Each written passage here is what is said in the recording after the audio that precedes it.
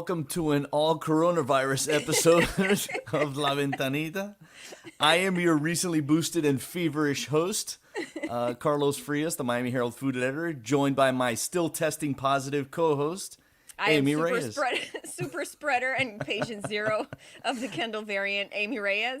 I think we have. I think anyone watching this live right now is gonna get. You should all get tested. Y'all should get tested because all three of you should go get tested. Y'all got the Zoom Rona now. Yeah, for sure. This Kendall variant is very powerful. It is. It's transmittable via internet. The electro waves. Yeah, you've been totally get this. You've been testing positive for over a week now. You had this the last time we did the podcast. Yeah, dude. But we didn't know, right? We didn't know that it was the Rona. No, you're right. I didn't get the results until later in the day, but I felt terrible. So like I knew I had the vids, but now it's like I've been at it for a week and I feel like me and I'm just like settling into my new life is just gross all the time. Like this is you now, as they say. This is me now. Right. And I got the booster yesterday, the day before, and all yesterday I was beat up, like I had a fever and I was just kind of laid up. And today I'm still like, I'm getting over the fever. I'm still a little achy and such, but whatever. Knock on wood. I don't want that Rona. Everybody who I know who has had COVID in like recent months is like, girl, just strap in, because even once you're not testing positive anymore, you are still going to feel like you can't breathe or like you're having shortness. You know, like the breathing is gonna be a problem, and the energy. Like I have like this fatigue where I could just take a nap like right now, but I'm cool. You'll take a nap in 50 minutes when we're done. Exactly. And then for the rest of the day. No, but seriously, I'm glad you felt well enough to do it. Yeah, but you know something, I had to come today because today we are celebrating, and I have come up with the best way to celebrate the fact that my friend Carlos Frias was nominated for a James Beard Award for Local Voice in Journalism. Heller. And guess what I have to celebrate? I have a mini little pot and pan. Pepa y agua para seca, todo el mundo en la discoteca. I think this is what the Heats do when they win the sports ball games. So I just figured it would be a very Miami way to celebrate for you. And I only have this my small little frying pan. You'll get the full frying pan if you win. This is just the one for eggs. We get the full pot and pan effect. No, thank you. It's super exciting, super unexpected. Yeah, I'm very proud of you, Carlos. So the nature of this prize, it was a whole portfolio that had to be submitted that included 3 stories that you wrote during the COVID period. It was like, because they took some time off from the James Beard Awards to kind of regroup, and they had to check their privilege and potential racism, and they had to kind of they picked a whole bunch. Yes, they really did a total audit about who was doing the picking of restaurants and who was awarding different prizes and things like that. They did a full kind of reckoning of what their whole process was. So as a result, there was a longer period from which to choose for submissions too. So we have a Twitter thread that shows all of the stories that Carlos submit for this prize, and you can read them on our Twitter, and it's all great because Carlos is the man.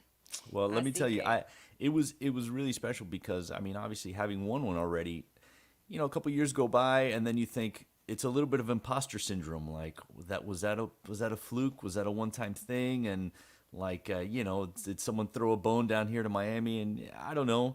No, stop. Don't be dumb. You and I were real time watching the like, you're dumb. You're stupid.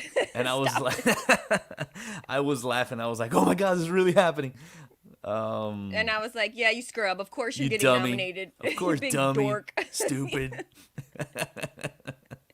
Anywho, congratulations to you. Thank you. Just being nominated. Being nominated is great. So I do really hope I is. get to pull out the bigger pot for you. But I think the egg pot is still good. No, the egg pot is fantastic. I am humbled by the pot and pan celebration. So what do we have today? Besides our guest, who is going to be great. I want to get to him pretty quickly, but what do we got? We have. I looked into our Cafecito index, right? The Yes. Miami Cafecito index. So Doug Hanks, our government reporter, posted the other day that like prices had gone up for his coladas at a little place in Hialeah, and it got us talking about: is there any place left that you can get a $1 colada? Like a colada is, a Cuban coffee that's 4 ounces and it's meant to share. You get the little thimble cups and you can share them. And I just started calling around. I literally made a list of like 20 of like the most popular places all over Miami-Dade County and just called them up and got prices. And there's literally no place that you can get that dollar colada where like as little as 2 years ago, it was kind of standard. You could, throw out a little Havana, you could get it. So I just kind of spent a little time saying, saying goodbye to our dollar colada. And let's be honest, even then the average price is like $2, but even at Yeah. $2, it's still pretty much a deal. It's like still a deal. $2. I mean, if you go to Starbucks, you're still paying what, like $4, like $4 for like the whatever they call a small. the So, dirty yeah. bean water. Yeah, for ew. Yeah, get out of here with that. So I wrote about that. That's on the internets somewhere, and It's on the the Miami Herald Cafecito website. Index. It It's is the the Cafecito Index. the most Miami measurement of inflation. That's right. I called it the because it's everything else has gone up, so it's like that's the the cafecito in the coal mine. Yeah. That's the first indicator that First domino. yes that things are going up behind the scenes, and that's really the point. Oh, the other thing we have to mention, we Mm-hmm. are on the Elite 8 of our new restaurant showdown. So Oh, if boy. you want to vote and vote repeatedly, that story is up, and we have the poll inside of the story, and you can see who's still left. In the top spot right now, we have Luca Osteria. I think that place is pretty much crushing the competition. It should. But there are 7 more, and I just can't remember what they are. But they're on the list, and you can vote, and you can vote repeatedly, so we can determine what is the internet's favorite new Miami restaurant. Right. I love saying it just like that. It's which is the internet's favorite restaurant, because really that's what it comes down to. Don't put too much Basically. stock in it, everybody, but truthfully, Luca is Yeah. really great. I have been there several times since it opened, and it's always interesting and tasty and fantastic and frankly a good deal. Another place that's up there is a place that I haven't been and I haven't even heard of, but I know it exists. So it's not a situation like we had in the previous poll. What was it called? Well Fed? known. No, it's called Well Fed. God, we're such jerks. But no, like there's another place called Certo, that is apparently in West Miami, and it's legit. It exists in the universe, and it's actually giving some competition to Luca Osteria. So if you like Luca, you should vote. All right, I'm gonna check that place out. That Certo is actually I drive by it every now and then. It's where it went in where there used to be a Dominican place called Aquí. Aquí no es, ya. Y aquí no es. Ya, aquí no. En otra parte, pero Está en aquí, otra parte. aquí no es. De aquí se fue. Oh, well, that's cool. No, Certo sounds pretty legit, and it's another one that's giving Luca fierce competition. So, Well, let's get right into the guest. Our guest today is Michael Beltran. He wants to be called Michael for the formality of it, but I'm gonna call him Mike. So Mike wears his Cubanness on his sleeve. Literally, he has an arm sleeve of tattoos that includes a mamey and a Cuban coffee cafetera. He's the owner of Ariete and Chug's Diner in Coconut Grove, and he grew up nearby in Little Havana. And he studied under the best Miami chefs, James Beard winners like Michael Schwartz and Norman Van Aken. And he's a 2-time Beard nominee himself. Padma Lakshmi, the host of Top Chef, she has a new Hulu series called Taste the Nation. When she came into town to do a story about Noche Buena in Miami, she picked him to be on his show because he does something very interesting. He spins forward Cuban cuisine in a way that he tries to imagine what it would be like if the revolution had never happened, and it evolved into like this very fine dining, which is we've gotten used to in America in the last 40, 50 years. But he doesn't just do Cuban food. He incorporates Miami flavors into this fine dining. It's kind of what I call a new Miami cuisine. and that's his thing. It's Miami against the world. That's Mike's. That's all Mike. So you can hear him go hard for Miami in his weekly podcast, Pancom Podcast, with Nicholas Jimenez, his co-host. And ask Mike about any topic, and he'll have an opinion. So let's get right into it. Welcome, Michael. Carlos, how are you? I'm good, man. How are you? Good, very good. So you just got back from the gym? Yeah. El Well, I just walked out of the gym straight here. So if I look rough, I apologize. He was fitnessing. Let him. Yeah, fitnessing. He's got the pinta of fitnessing. Yeah, you got that flush. You got that nice flush. And you don't lift or whatever, but you do boxing, right? You're a big boxing guy. I do both now.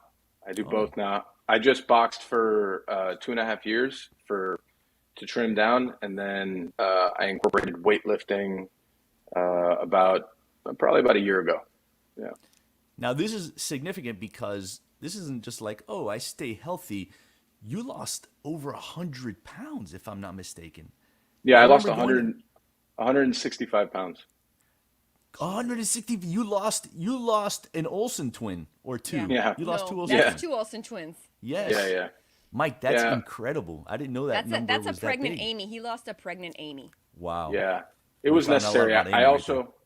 I also was sober for 2.5 years. I didn't drink or eat any sugar for 14 months. Oh my God. It was like a serious life change for sure.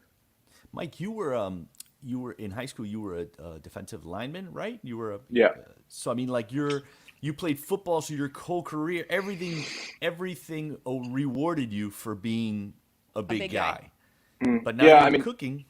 I was a D tackle in high school, and then when I went to college, I was a weak side D end, so basically the heavier D end, and then in nickel package, I would move to 3 and the 0 technique. So I was always, so I've always been a big guy. I was 2 months premature, and I was 9.5 pounds. So I've been big forever. Your poor mom. I know. She's an angel. So yeah, mercifully he was premature. Yeah. Who did you play for, Michael?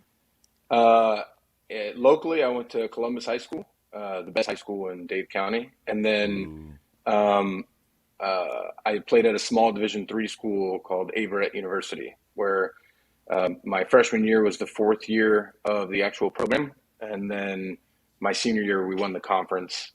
They've had a pretty good, run in the last 3 or 4 years, but it was a good experience for sure.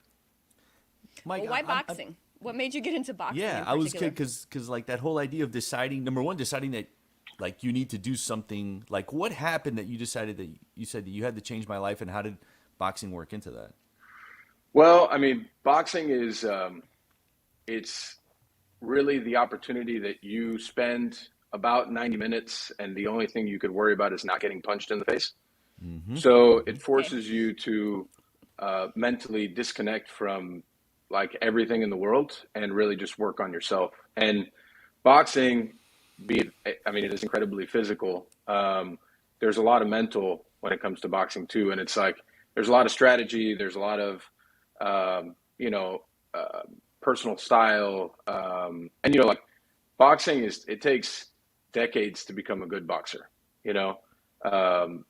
and I'm fortunate enough that, my coach is a great coach, and I've boxed and sparred with great guys, and I've learned with some really, really good Miami legends, and just kind of like it's a great mental break from the day-to-day restaurant world. Mike, do you want to be a good boxer, or are you just like, I just want to fit in my pants? Oh no, I want to be a good boxer. So you want to box? You want to go into the gym and fight people? I do.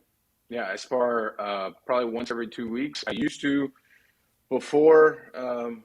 There was so many things to worry about. I was sparring 1 to 2 times a week. Now it's like once every 2 weeks. And the plan is towards the middle of 2023 to take at least one amateur match. Oh, damn. Wow. Remember what happened to Mickey Rourke? He was pretty, and then they busted his face up. Don't mess up that pretty face, Michael. Yeah. I know. Nobody's going to want to have you on Taste the Nation or anything else with your busted grill. Nobody's going to want I feel pretty confident. that getting your head beat in will make you look better? No, that I'm not going to get my head beat in. All right. I'm Well, kidding. can't you wear that thing around your face? Like, isn't that what they do in amateur bouts? Like, Yeah, you. that's why I'm not going to be a pro boxer, but it's really just you set goals. I mean, if you don't set a goal for yourself, you're just going to be working towards nothing. So Right. Mm-hmm. the goal is to take at least one amateur match, so I could say I at least did it. And amateur matches, you wear headgear, and it's a much safer kind of like thing than taking a pro match. Pro matches are aggressive. Where do you train? I train at a couple places. Mickey Demos, which is where I train the most, and then I have a couple other gyms that I do like day passes to, just because Mickey's is kind of far from kind of like the hub of all of our restaurants. So I'll do, I could train on my own, and then also my coach, I have a setup at my house, and we train at my house too. Yeah, Amy can kind of empathize with that, sympathize with that, right? The idea that you're working out, but it's nice to have a goal, whether you're Yeah, gonna no, 'cause compete I in do an actual triathlon. triathlon versus just like I'm gonna ride my bike for 15 Yeah, no, miles and Right. I swim. can't just ride in a circle and think that like I have to be like, okay, well today I'm going for these numbers and then I'm gonna have a triathlon at the end of the month. Like I feel like it keeps your training focused and it's a goal outside yourself. And I can really relate to the idea of a sport where you can't zone out. Like that's how I feel about cycling. Like you can't zone out in cycling. You have to be present all the time because there's so much danger. Yeah. And like so the adrenaline keeps you focused and it keeps you it keeps you hungry to like try and do better.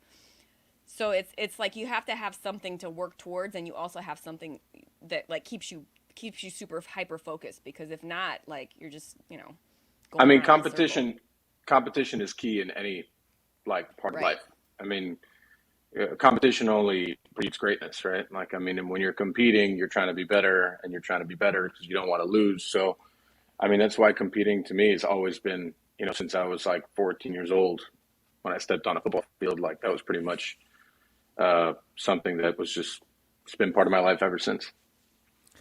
So, what was there a trigger that made you decide that you needed to lose weight? I mean, 165 pounds is an unbelievable amount. Like I remember at one point, like the most fit I ever was, all I had to do was lose 30 pounds, and that felt Yeah.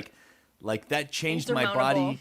That changed my body completely, and I wonder what did it take to get there? Like, what did it take for you to flip a switch mentally to do that, to get there? Right? Um, Failure, like Ariete was failing. I think I was failing as a leader. I was failing as like a human in several aspects. Drinking too much, drinking, drugs, partying, um, not being the best leader I could be. So it was a complete life change. It wasn't just health and fitness, it was like a mental change. Because I mean, you're not getting any younger, right? And I had kind of like my dream was like pummeling me into being someone that I really wasn't. So, I had to shit or get off the pot, right? Like I had an opportunity, and I think I was doing pretty well, but I was letting the situation beat me. Mm. So I don't like to lose, and I think that was like it was more than just like fitness and stuff. Like my family, we have a history of my dad's side of the family has a history of struggles with weight. So I saw everyone from my father to my grandmother struggle with it, and it was like and then I think just the industry itself lends itself to excess, um, Sure. and it's fun. I mean, I You was there's gonna work too ask, late. Yeah. is that a lot of is that a big problem in the restaurant industry, drug abuse? Like, do people need to do that? Like, is it like part of the culture, or is it just depending on the venue? oh no, it's definitely the culture. I mean, drinking, drugs, and partying is definitely part of the culture. I mean, if you ever follow um, Anthony Bourdain, I mean, that's what he talks about the most, right? It's like it's a very inviting, and um, it- we could be a group of line cooks that make $9 an hour, but we party and we eat and we drink like we're millionaires.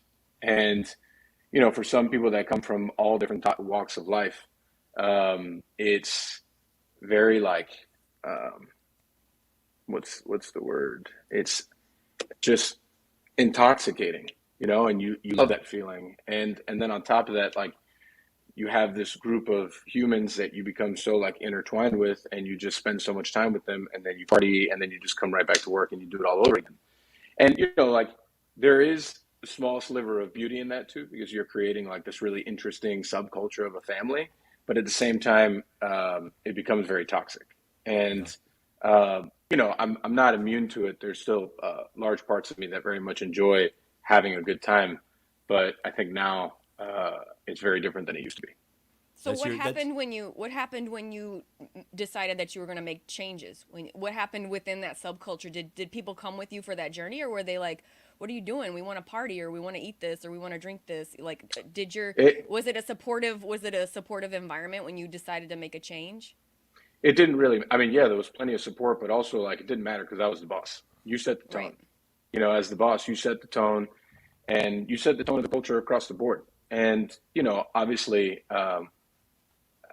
it's very known that I don't always play nice, and I don't, and that's totally cool.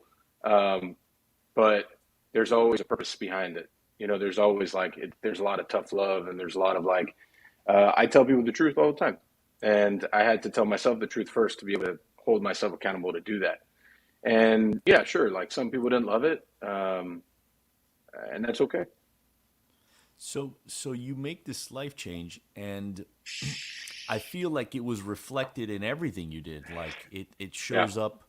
It showed up in the restaurant. It showed up in the actual dishes. Like the way that you cook changed. Can you talk a little bit about like how that met you? Like you said Ariete was failing. It's now been Yeah. open six years now. 6.5 years. 6.5 years. So the restaurant's failing, and now you're nominated for two James Beard Awards. Like Yeah. that's, I mean, something significant happened to change, and then the changes were something that people appreciated. Can you just talk about that a little bit? Because I'm so curious to that.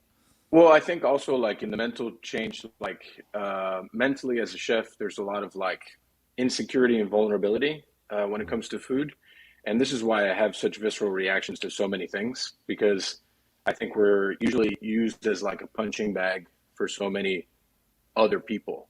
And that's cool. But like the change came in having like clear cut direction into who we were and where I wanted us to go.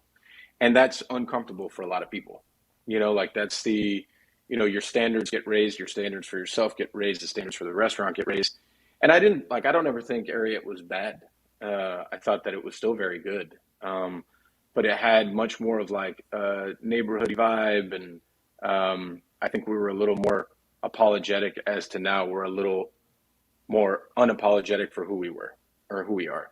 And that starts from the top and that trickles all the way down. And, like we lost a lot of staff. I changed a lot of things. I changed a lot of things about the culture, the kind of people that we hired. Um, What does and that mean? Give me an example of that. What does that mean? How do you change that culture? How do you decide that this person versus that person? What things did you start looking for I in started people looking for the quality of a human being instead of a talent. I'm versus much the more talented? Hmm. right. I'd much rather work with a good human being that cares a ton than someone that comes in saying that they worked at this Michelin restaurant or they staged it 4 days at a Linea or whatever that means, because that essentially means absolutely nothing. Like that shit to me means like very little. Can you come in, be a part of the team, work as a team, and then prop each other up, and then also hold everyone accountable? That culture is not super common in restaurants. It's like, a lot of people run hot dog stands. And I think at the end of the day, the reason why the community has improved so much is because there is more of that culture now than there was previously. And I don't think that just lives within my restaurant or our restaurant group. I think it lives now within the city in several places. And I think that that's great. I think that that's why Miami food has gone as far as it's gone over the last 5 to 8 years, I think. And I think it shows up. You go from a restaurant that, like you said, it was a little neighborhood restaurant that was not performing well, to now you have 3 restaurants on that block. You have 4: Taurus, which you're a part owner in, right? Or Yeah. Nave, which is right next door. Hmm. You have Chug's Diner, which is just down the street. Yeah. Scapegoat, which is a bar down on Miami Beach. Hmm.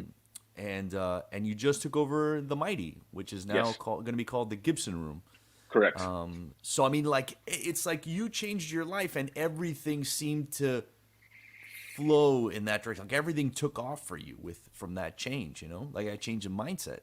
Well, I wouldn't take all the credit for that at all whatsoever. I mean, I've been super fortunate to be able to find really incredible, hardworking people that work alongside me to make this whole thing special. Because, like, growth is scary, right? It's vulnerable, it's scary, it's a lot of what ifs and whatever it may be. But if there's like other people that are willing to push alongside you, and also push you too, then you can really achieve some really great things. And we're fortunate that I have people like Tom Lasher Walker, which is our beverage director, Brittany Rothwell, which is our COO of the company now, and then individual GMs, Andrew McCutcheon from Ariete. My chef at Ariete is an absolute stud, incredible human. His CDC, Ashley, is also incredible, and she's going to go on to take the executive chef job at our downtown location that's opening at the end of the year. And, it's just like it's breeding a culture, but it has to start somewhere. And like that change, it is tough. Like people don't love it. People don't like change. They don't like hard either. So that's totally fine. I mean, that's why I say all the time, like maybe our company is not for everyone, and that's okay. What has been like the scariest part of the growth? What has been the thing that you've had to like really push yourself to expand the most? Well, I think the scariest part for me is going from being a day-to-day line cook to not. I have a really special relationship with like cooking. I think that in a lot of ways, it saved my life, like way before life changed from 4 years ago. And I owe a lot of that to Norman too. But going from being the day-to-day executive chef of a restaurant or two to then being the chef owner of a company is a scary change. And I think you play a lot of like the cards of like, but if it was me, how would I do it different, and so on and so forth. So you become more of a coach in the process, and you have to understand how to coach people. And fortunately, I played sports from like a very young age, so I experienced a lot of different coaches: great coaches, bad coaches, terrible coaches, incredible coaches, legends. And I learned a lot. I learned as much from the shitty ones as I did from the great ones. I learned what not to do, and I learned what to do. And even so, in that process, like you as a coach, like everyone has to be coached differently. So it takes a lot of time. It has taken a lot of time away from the things that I find that kind of fulfill me sometimes. But at the same time, and albeit I don't really agree with David Chang probably ever, but one thing that he said that stuck with me for a long time was like, when you have great people, you need to provide opportunities for them to grow, because if not, they're going to leave, which is also great if they leave and they find a better opportunity. But, you would like for them to stay within the family. And, we've had to do that. And I think that we've created a lot of great opportunities. And I think that, I believe that all these people will go on to crush it, you know? It strikes me that I was just thinking that it strikes me that it's this idea that you were doing everything yourself, and you had to be comfortable. You had to be comfortable turning it over to other people. You had to go from quarterback of the team, playing every down, touching the ball on every play, to being the coach, like stepping off and saying, like, I know that I can do this. I know that I can cook. Now I have to teach other people to do it so I can do it on a bigger scale. Well, I think it's also like the reason why I obviously love all of our locations, but Ariete is like, it's almost like part of my fiber, that place, because it helped me grow as a human and also taught me a lot about myself. And I think interestingly enough, like right now, it's a room with so much talent, and we're living in like a very interesting time period that I don't know if those kids understand how special the time is. And I've been fortunate enough to live it before. Like when I worked for Norman, I thought our team there was like all studs. When I worked at Cypress, I thought that team was all studs, and actually everyone that was on that line at one time at Cypress now runs their own things. Um, you know, we do a lot of like creation through collaboration, and it's very special because there's people that not only are creative, like hyper creative and hyper hardworking and so caring, they also like really just want the restaurant to be great. And that's so rare. Like there's no like people that are just there for a paycheck. And you're talking about from the fresh fry cook, which we don't really have fry cook, but Garmo cook, all the way up to the cook that's the sous chef that's been there for 5 years. So it's like they all just like, and they hold each other accountable, and it's such a special team. And I think that like that culture right there, it really like it's infectious. So when other people from other restaurants go in there, like they're intimidated because it's such a like intense environment, but also very caring and also very family oriented. Like they'll sit there and talk trash to each other, but also they'll hug each other and they'll take a bullet for each other, and that's like, it's super rare. We've had a few women on the podcast that have told us that the just Miami kitchen culture in general isn't super hospitable for women. So do you think that this kind of shift in your kitchen is the kind of thing that makes for a good environment for women to feel comfortable working and like progressing in Miami's food industry? I mean, like the other side of it, which, and I don't doubt that's the case, that it's not super hospitable. We have zero tolerance for shit like that. It's uh, like I said, I have a real bad side, and that's when you see like the real bad side. Um, you know, I wouldn't say that like we make it a point to empower women. We obviously give everyone equal opportunity to crush, right? Um, I think that the culture is conducive to like, it doesn't matter who your boss is, the gender of your boss, the color of your boss, or whatever. Like you respect those people, and that goes from the dishwasher all the way up to the chef. You know, and I mean, like the women that we have in our kitchens are amazing. I mean, and they're super boss. Like they uh, take zero shit. They just they hold it down super hard. So if we were to say that our kitchen culture helps that, that's great. I think that like we never see stuff like that ever, and I think it's because we have like a very low tolerance for it. But we have like a low tolerance for disrespect across the board.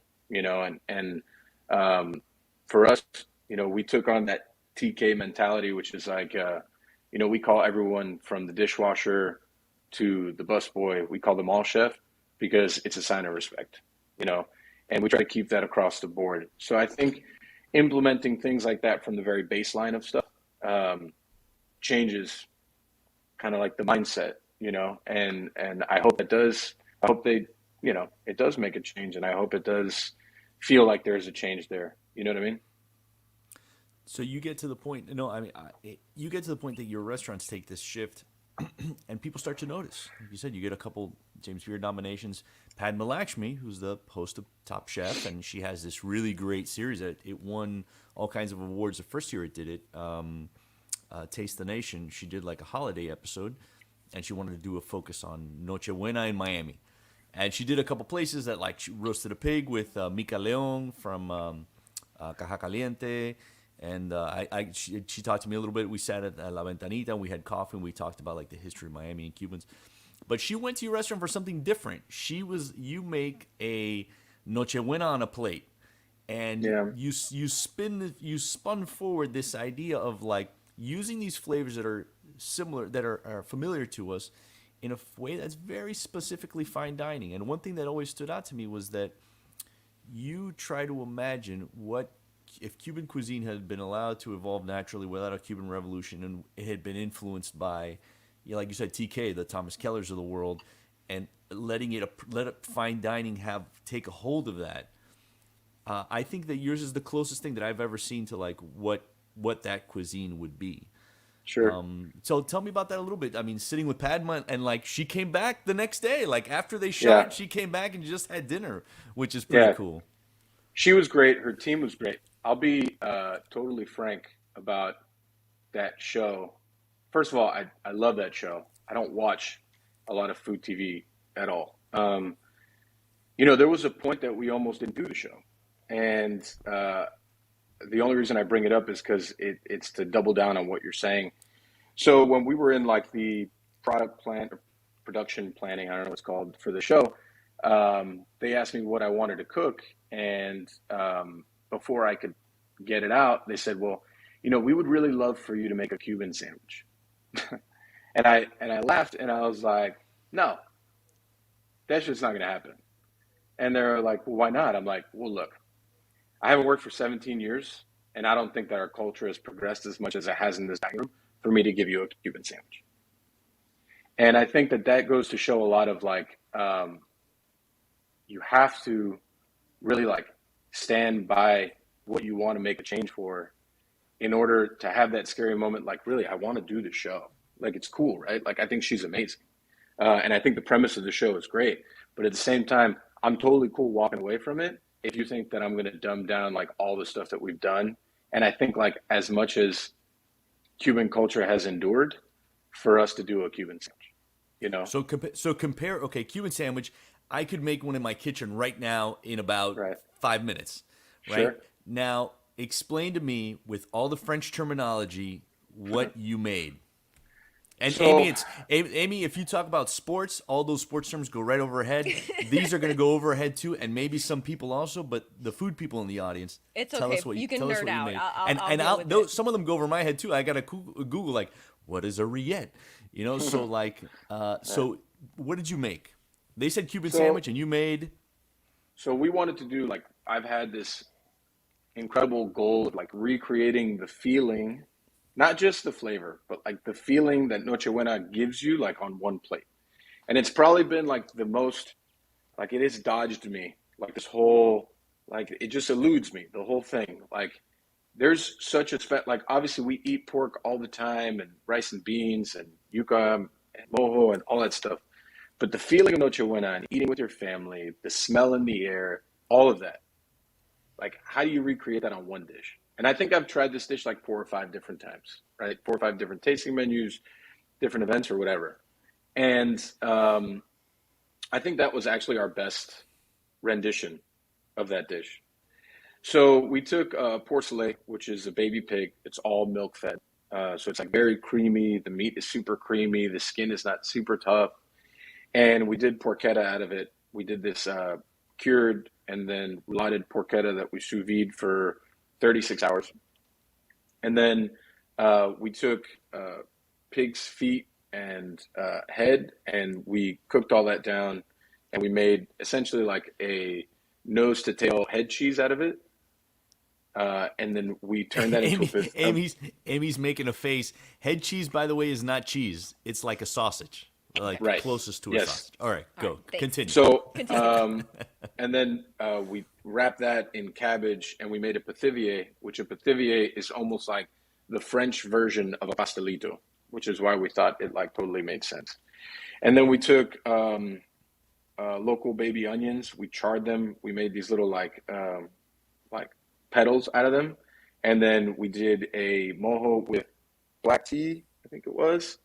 And then we did sour orange. We took fresh sour orange from Homestead and we turned it into a gelée. So there was like dots of that around. So then from the braise, we take the actual cooking of like the head and the feet. We take that jus, we reduce it down, and then we finish it with pureed calabaza and cherry vinegar. So the dish essentially has these like 2 components. I mean, it's like 7, but like 2 main components that should feel, in essence, like a very finesse soigné version of Noche Buena. Carlos, they wanted him to make a Cuban sandwich.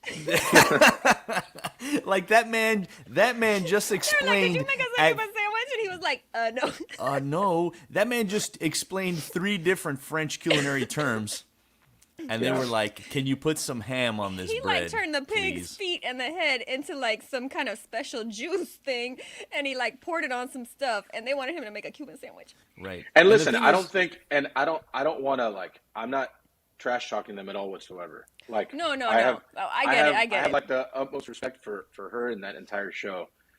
But what I want to do is change the perception of what Cubans and Cuban American culture is capable of and who we are. And that's Completely. like, I'm Totally understand. I'm exhausted by the Cuban sandwich. Exhausted. Like the whole thing. We And have like, more to offer than a Cuban sandwich. Yes. Right. We are more than that. Right. right. And I think like we just have to stand firm there. You know, like it's cool. Like, and I love a Cuban sandwich, but it's not like it doesn't. I'm not going to hang my hat on it either. You know, Right. it's not like not where we're at. Not as hard as my team works, as hard as that whole restaurant, as we've all worked to like for it to get to where it is today. You know, I don't want. We actually had a table. We've had a couple tables come in because of that show. And if we do a Cuban sandwich and they eat the food that they're eating, it like none of that makes any sense. So, yeah. That's cool. I mean, I what I love about your restaurant is that you don't take the easy take the easy play. Like you at one point told me, I will never make a flan. I will never make just a flan because it's a layup. Right. Like just to Yeah. make a flan, which by the way, making a flan is not like super easy. Like it just really takes time. But Yes. you made a flan with mushrooms. Yeah. And I will never forget that. Yeah. I mean, it's still on the menu. It's the only dessert I'm responsible for because we have like an amazing pastry chef. Devin Braddock is probably one of the most talented, hardworking individuals I've ever met. Yeah, So like the desserts there and at Chugs, she makes these chocolate pies and these chocolate pie. like Yeah. the different fruit pies that she makes are ridiculous. They're so the good. the passion fruit pie is also pretty Yep. special. But Yes, you know, that's the one like I was thinking of. I was forced in year 2. Again, everything was going pretty poorly, so I lost staff. I lost my pastry chef to another restaurant, right? And Salt, Salty. salt, He's salty. He's And, salty still. and yeah, and you know, I was forced to do pastry, and I'm just like, that's not really my bag. So I was like, you know, I guess I can make a flan.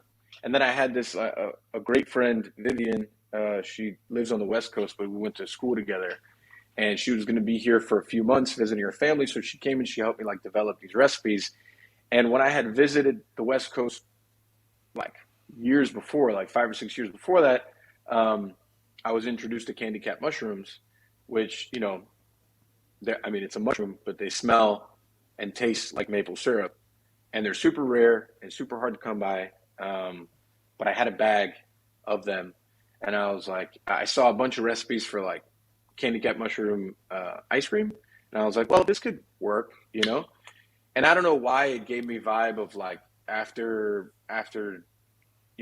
dinner, like watching my grandfather, like I still don't understand why they do it. Drink sambuca and put the coffee beans in there and light it on fire and do the whole thing. And I was like, I don't know, this gives me like all that coffee sambuca vibe. And it all worked together, you know? And it was just kind of like one of those strikes of like, you know, a lot of times I like to think outside the box, and that doesn't always work, and that's totally okay. But that's one of the times that it actually like really worked. And I know Carlos wrote about this, but like, at what part of the process of making the flan does the mushroom come in? we steep it like when you're making the cream base, you steep it, you pulse it, you put it in there, and you strain it out. So it's not like there's no actual chunks of mushroom in it, right? So it just has this like really interesting earthy maple syrup flavor to it. Because I thought we're already going to weird people out that there's like mushrooms in a flan, right? So if like we have like chunks of mushroom, forget it. Like they're never going to get it. So, you know, we just steep it into the cream. But I mean, it's delicious. You like basically make a tea out of it, like the same way that you infuse the flavor into it. Mm-hmm. Mike, so what's next, dude? What's we had like supposedly Michelin stars are going to be awarded down here. Do you care about that? I know Yeah. the answer is yes. Hmm. Yeah. I mean, like when you're, um, so I remember when I worked for Michael, I have like a great relationship and a huge respect for Michael Schwartz. And when I worked for him, we had a great relationship. And, he would always walk in the restaurant and would give me a hug and we would talk and we would shoot shit. And, um, you know, he would always ask me like, what are you up to? I'm just like, I'm just trying to be like you when I grow up. And he'd be like, be careful what you wish for. And I was like, you know what? I'm just trying to do more than you did. And that's a tall order because Michael Schwartz has like done a lot of amazing things for the city. So, and as a young cook, I would think that like, obviously always being very hungry and the competitor that I am, like, I wanted, uh, there's three things I always wanted, which was to win a James Beard Award, win a Michelin star, and to do a duck press. So, we do the duck press. The other two haven't quite hit yet. So, we have hopes, and we're really excited that the guide is here. I think that it's well deserved for them to be here. I think the city deserves it. I think the community deserves it. I think there's a lot of local restaurants that really deserve it and deserve the recognition and deserve the love. And yeah, I really hope that it's a big day for the city overall. Mike, what's making you mad nowadays? There's always something that's making you mad. No, I mean, uh, I heard I I don't listen to podcasts. I don't even listen to my own, so don't take it personal. But I heard that you said earlier in a previous episode, uh, maybe one day I'll play nice. I think that's what you said along those nights. I think nowadays I'm playing more nice than I used to do. There's things that really they grind me, but at the same time, um, I think I've said enough about the shit that grinds everybody that I don't need to repeat it. So that's cool. Um, you know, like they're well documented, so I don't need to go back into them. But You're everybody should just listen to Pan Con Podcast, which by the way is a great name for a Miami food podcast. Pan I'll Con give it Podcast. finally to Almost Nick. as good as La Ventanita, right? Yeah, Yeah, I'll I give it mean, to I don't Nick. know. Nick thought of that name, and I kept taking credit for it. But after we look back into the history books, he did think of the name, so I'll give him Yeah, credit for it. Nick Jimenez, who's your co-host and kind of your provocateur. He He jabs at you. He pokes the monkey and tries to get you to uh, jump. we have been told previously by people that Nick is my creative life partner. So uh, apparently that's the thing. He's Like your work wife. yeah, I guess. I don't know. It's been a real tough 2 years. Oh yeah, And yeah. there's only so much energy I have to really tell people um, like all the dumb shit that they know that bothers people. And I think now it's time to go for bigger goals. And I think that our voice people do listen to. So like small dumb shit doesn't bother me anymore because it happens every day. Um, People will talk trash. People will do dumb things. But at the end of the day, like what matters the most is the company that I have, the people that work within it, and making sure that they are happy doing what they're doing, that they love their job, and that they're executing at a high level. And that's really all I care about. Like there's bigger goals for me, and I think luckily our podcast has given us an opportunity to talk about them. Like coming up soon, which I think is an episode that everyone should listen to when it comes out. Lee Schrager will be visiting us on the podcast, which Oh, I that have should been be very, interesting. very, very vocal about how much I do not like South Beach Food and Wine Festival, and I have also been vocal that I don't have a problem with Lee personally, but he takes it pretty personal. So, Yeah, that's his um, baby, so he is going to take that personally for sure. and that's cool. And I think instead of people sitting in back rooms and back alleys talking about how much they don't like the festival, I think we should really just talk about it. And I think that's a What good is it? idea. What is it that you don't like about it? What's because I know I know what the things that irk me about it. What are the things that make you crazy and you have not participated? Like there were times where they almost had you. They even started publicizing, and then you're like, we backed out. We didn't do it. Yeah. Well, I mean, listen, it's the same way I almost said no to doing the show with Padma is like there's a lot of power and strength in saying no. You know, I Cuban don't have to sandwich, do bro. everything. I don't need to do. I feel very like fortunate and blessed that we have a great reputation, and I think we've worked very hard for that. So their PR and marketing that they provide for restaurants, I don't really see it as enough to say that I'm going to give up endless amount of hours of my staff's time, my time, product, and then also equally to put it out in an area that we're not going to really put our best foot forward, and then equally on a stage that I don't think You don't showcases see the the city. return on it. You don't Well, see the return on investment. there's no return on investment, but I also don't see the city that gave you the platform to be where you're at. I don't see you showing them the love that they very much deserve. And you know, I'm a local guy. Like I'm born and bred here. I will go all the way deep here. This is my city. And if I feel like we're being disrespected, I'm going to say that. And there's a lot of chefs that really they enjoy the festival and they do their thing, and that's cool. And you know, you do you. That is totally your thing. But for me, I think that I can have a problem with it, but what's the worth of sitting there and talking trash about it if you don't try to fix the problem? And listen, I don't think the problem is super fixable, but I wouldn't really be myself if I at least didn't voice my opinion. So we'll see. Mike, are you gonna go to Hasalan in South Beach and try the Cuban black beans that so many Oh, that's Cubans the were? guy. Oh, that was Yeah, the guy, right? That was the guy that that was the is. guy. We were fortunate in the world that there's. We're Oh blessed. We man, are Yes, hashtag blessed. wow. that you haven't died yet without having those beans. I feel like I need to get there before You I still have die. time. You still have time. What a tool. Jeez, like I don't like I didn't even like I remember somebody sent me a screenshot and I was like, what like do What's happening people here? I don't understand like do people not think before they say things or just like understand where you are or like it doesn't make any sense and you know oftentimes it's always the people that come from other places, right? Mm-hmm. And Mm-hmm. you know I'm not going to say it's all of them. You know, I think there's some people that are out of towners that do show a lot of love, like the Simon Kims of the world. I think that Simon does a great job of showing love to the city. What what what restaurants does he Coat, stand? coat, Oh, Coat. yeah.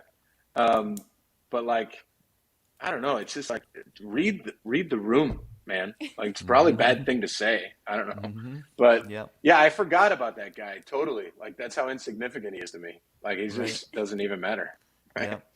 That guy, and then you had the guy that wants to open that Cuban restaurant inspired by Cafe Che, and it's Havana. Well, like, we had, you know, interestingly enough, if you want to go back to the podcast hours, so we did a podcast with Martha Bueno, uh, libertarian, I don't know, politician type, very Cuba oriented. It was a good podcast, but then afterwards we got into the conversation of that, and I think there's a couple of things that I think Nick and I actually agreed on, which is rare. That he, I think, like, how do we enact change for that, right? Like that guy, those people, did they open already? They opened, right? I don't know. I I honestly don't don't think know. so. I don't think they've Right. opened yet. Mm-mm. They're They're trying gonna to get open. PR representation, which is very funny to me. Good luck. Yeah. They're gonna open in Brickell. It's gonna be a thing for a couple of weeks, and then people are gonna forget, right? Those guys have a couple locations, right? Hmm. They they're gonna continue to open locations. That's what like a place like that does. So Hmm. instead of like doing the pot and pan thing, which you know I have nothing against, or continuing to berate these people, which I also have nothing against, how about like? And I would tell whoever that I forgot who that guy is. I remember his Instagram said that he's like a professional reggaeton fan. I don't know, and instead of like berating him, which I would also like to do, but I'm not going to do. How about we sit down and we have a conversation of why what you're saying is completely and utterly ridiculous, and what you're doing is completely and utterly ridiculous because you like again you didn't put any thought into this. Some marketing company put a bunch of shit in front of you, and you're like, well, this looks cool. I'm like, oh, does it? Well, probably a bad idea. You know, we're never going to make a change if we just crush these people, right? Because like the whole and you can look at it both sides, right? Like we could say that we're going to stand there and we're going to protest every day, but people still got to go to work, man. They're not going to protest every single day. You know, it's not going to be realistic. So Sean, I think his name is Sean. I don't remember. Nick would remember, Sean but Meehan. Yep. there you go. That guy. Ese. Yep. I would much rather sit at a table with that guy and be like, let me explain to you why what you're doing is completely and utterly ridiculous. And you may not know. And the thing is, if you know, then you incriminate yourself that you're an asshole. Sorry. I don't know if I can say that on here. I don't know if this kids show or whatever. It's fine. But like at the end of the day, like the conversation has to be had because right now he's just been completely silent, which is also smart too. Because like if he stays completely silent, then people are going to forget. I have not forgotten. You guys haven't forgotten. People are not going to forget like something like this. Maybe the fact that he's opening up in Brickell and it's like very multicultural there and like there's more than just Cubans there, you know, maybe. But there's going to be a lot of people that don't forget. So, and we have obviously emailed them, tried to contact them in any which way. But I would love to have a conversation with them because I want to know what was the thought process here? Do you support these things? Or did someone just slap like a bunch of pictures in front of you and say, wow, that looks really cool? Like and you didn't do anything. They were like, right. Yeah, super dope. Yeah. Like, but it's also like no one raises a bunch of cane about like there's a Cuban restaurant in DC, right, that I may have had too many drinks and walked into and said some things to people that worked, the manager that worked there, but that has a big mural of like communists, like openly communists. And then also their Cuban restaurant menu, the first thing on the menu is guacamole and chips. And it's like, we're all confused. Like a lot of things aren't matching up. And it's like no one raises cane there because nobody cares there, right? Mm-hmm. Here, it's obviously the wrong demographic to not care about stuff like that. But all I want to do, I want the opportunity, and it could be a 15-minute conversation, and you could be like, I totally support this trash on my walls, and then now I know you're complete trash. But if you didn't know any better, and maybe it's smart for you to play like you didn't know any better, but if you didn't know any better and you're going to be like, we're going to do our best to change this, we're going to change it completely, then you know what? Us here have had an impact for the rest of the country because they got one of those in Hawaii. They got them like, they got them in other places. So if we can make a change in the whole country, that to me has more impact than sitting in front of his place, wasting my day in the heat, telling them that they're trash because obviously now they already know, right? Well, if you really think about it though, Carlos covered a few times that Salt Bay's restaurant veered into the area of like supporting communism in very bizarre and stupid ways. And that place is still open, like nobody burned it down. So it's either Miami has a short memory. Either Miami has a short memory or they just really want some gold wrapped steaks that bad. Or they really like bad steaks. I don't know. Yeah. They like overpriced, trashy steaks. I mean, there's $1,000 steak in Miami that doesn't make not even a little bit of sense. Like not. Yeah, I think you can buy a cow for that, can't you? Like you probably can literally not. buy. But I mean, you could buy a lot of meat with $1,000, and it doesn't come in a briefcase with a bunch of weird dudes dancing around it. I don't know. Yeah, that is a little weird. A little bit weird. It is weird. It is weird for sure. Well, Mike, I think we've come to the point where we're going to ask you to play our game. Oh, there's a game? Kiss. Yeah, there's a game. There's Kiss, Marry, Kill. We usually we'll do Kiss, Marry, Kill with a kind of food. I mean, I almost want to make you do Kiss, Marry, Kill with your entourage, Jose Mendin, Matt Kusher, and Zach the Baker. Oh my God, do that, Carlos. I can never do that. I could never do that. I love all of them. You'll get him in so much trouble. Dude, that's his Which one would he his kill? entourage crew. Who would he kill? Oh, dude. Well, it's like, they're all very special, interesting human beings that I've learned a lot from. Because, you have like Big Brother Jose, which is like, he's like Big Brother Bear. That's what I call him. And then you have Zach, which is like, the incredibly talented baker that's always a little ornery, but also very intelligent. And we're also the same age, so we get a lot of the same things. And then you have Kush, that is the most Miami, not local Miami person I've ever met. And also very successful and also very smart. So I'm not doing that with those guys. Not at all whatsoever. and that's nice why I'm not going to do nice it. Try, Carlos. But I think that you're the perfect one for the classic one, which is pastelitos, croquetas, and cafecito. I'm going to ask you to Kiss, Marry, Kill. Go for it. Oh, I mean, man. I'm gonna kiss pastelitos because you can both have savory and sweet, so it quenches both appetites. Okay. I'm gonna marry coffee, and I'm gonna kill the croqueta. Wow. Yeah, no, but I like that theory. I like that your pastelito plays a croqueta role. I like that. Of course, but also it's like I don't know if you guys have ever made croquetas from scratch, but it sucks. So It's I hard. just It's It seems hard. like a lot of work. I It made seems it like is. one time, and they were the most delicious croquetas I've ever had, for and sure. I'll never do it again. Yeah, I Never. remember those pictures, and I was like, "Why did you do that, Carlos? You can Oh just my God. go get them." They were Actually, so good. one of my first cooking experiences in my life, I was 8 or 9 years old, and I was cooking croquetas in a frying pan, and I blew up my kitchen. What? How did you do that? Well, it was like Were they Saturday like the morning. exploding croquetas from Cuba? You remember that story? Oh yeah, I do remember that. The No, but exploding croquetas. that's an interesting theory. The it was Saturday morning cartoons, so I was like ready to get back to watch the cartoons. So I made the croquetas. I put them on, a little paper towel and a thing and a little ketchup, and I was ready. I was on my way, and so I'm watching cartoons in my room. The door, you could see like a piece of the kitchen from my room, and I look over there, and it's like there's like a little smoke, and I'm like, man, that's weird. So I walk out there, and I forgot to turn the frying pan off. And I was like, I said like 9, maybe 10. I don't remember exactly, but my mom would remember. And as I turned it off, as soon as I turned it off, a little fire started, and Oh, I thought it was a great idea to throw water on it. So it oh, was like a Ooh. little nuclear cloud Oh my of God. fire and smoke, and then so it stopped the fire, but then the whole kitchen was black. oh! So Wow. That's yeah, not I mean, terrifying. Nothing you've done in a professional kitchen got you in more trouble than that. I'm I certain don't of know it. if that's true, but I don't know if that's quite true, but yeah, that was an interesting way to wake up my mom that day.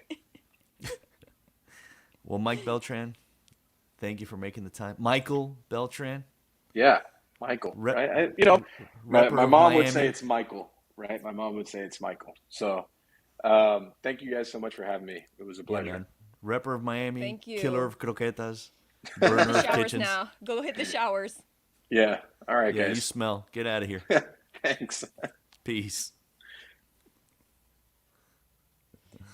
I didn't know that croquetas could be so deadly. I didn't know that you could die making croquetas, but saying. Mike almost proved it.